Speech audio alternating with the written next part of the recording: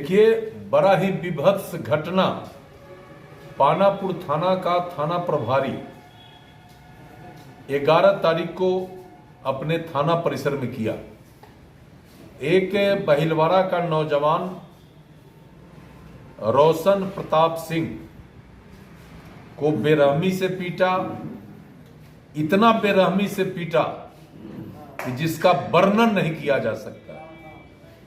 मैं इस मामले को, जब मेरे संज्ञान में यह मामला आया, तो मैं वरीय पुलिस अधीक्षक को दूरभाष पर बताकर और उनसे न्याय के लिए मैंने कहा कि आपके स्तर से इस पर जांच करके न्याय होना चाहिए। इसकी सूचना मैंने ग्रामीण एसपी को भी दिया, सिटी एसपी साहब को भी दिया और डीआईजी साहब के व्हाट्सएप पर पूरे घटनाक्रम का न केवल आवेदन बल्कि वीडियो भी हमने भेजा है।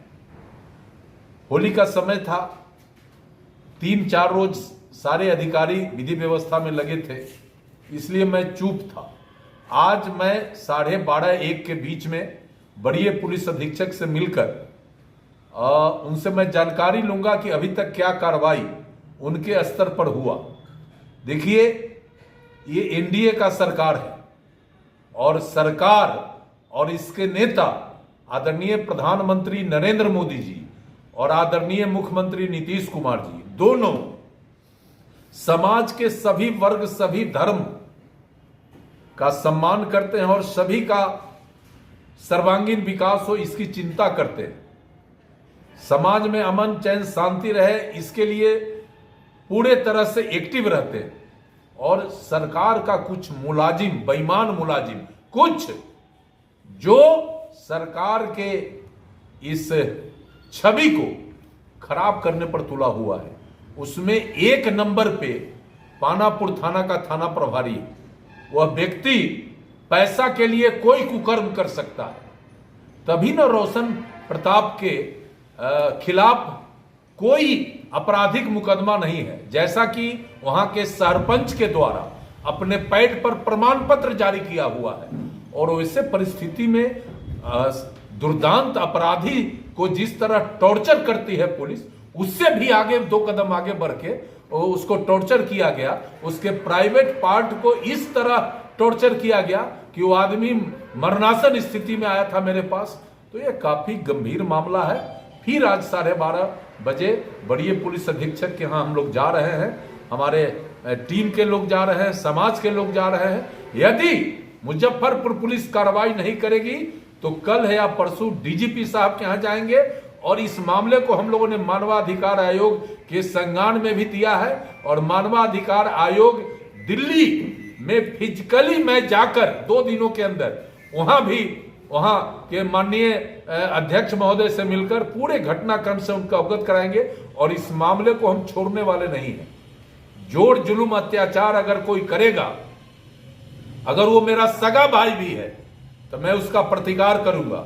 चूंकि हम जिस दल के कार्यकर्ता है, ये दल सबका साथ, सबका विकास, सबका सम्मान फॉर्मूले पर पूरे दुनिया में काम कर रही है। और वैसे में कुछ भ्रष्ट, बेईमान, बेलगाम सरकार के छवि को धूमिल करने वाले अधिकारी अगर काम करेंगे तो किसी कीमत पर नहीं छोड़ेंगे, चाहे इसके लिए हमें कितनी भी बड़ी चुनौती का सामना क्यों न करना पड़े। एक सवाल है कि कम मैच्योर जो पुलिस विभाग में कार्यरत कर्मी हैं, उनको एसएचओ बना दिया जाता है। देखिए, इस विषय पर हम कुछ आपको प्रतिक्रिया नहीं देंगे, क्योंकि पुलिस अधीक्षक, वरीय पुलिस अधीक्षक को जिले का विधि व्यवस्था नियंत्रण करने की जवाबदेही होती है।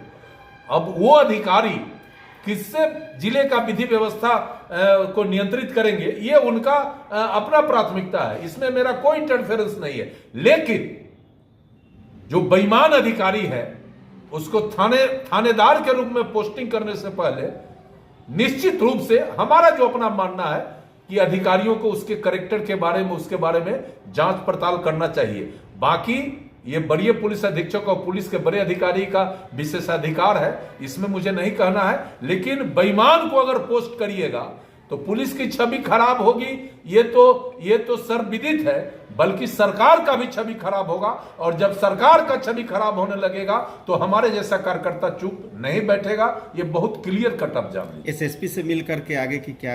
एसएसपी साहब, मैंने कहा ना, एसएसपी साहब से आज मिलेंगे, जिला के कप्तान हैं और उन पर मेरा भरोसा है। आज मिलेंगे और पूछेंगे। उन्होंने रात हमको दूरभाष पर कहा था कि मैंने इसका जांच का आदेश कर दिया है, तो जांच का आदेश किए हैं, कितना दिन में जांच होगा, क्या कार्रवाई होगी। और मैं आपके माध्यम से यह भी प्रशासन को कहना चाहते हैं कि जिस व्यक्ति को टॉर्चर किया गया, यदि वो अपराधी है तो कानून के तहत उस पर भी कार्रवाई होना चाहिए। अगर वो अपराधी नहीं है तो जिसने भी उसके साथ जोर जुल्म अत्याचार किया है उस पर मुकदमा दर्ज करके और जिस थाने में पदस्थापित है उसी थाने के हाजत में उसको भी बंद करना चाहिए, तभी न्याय की बात होगी।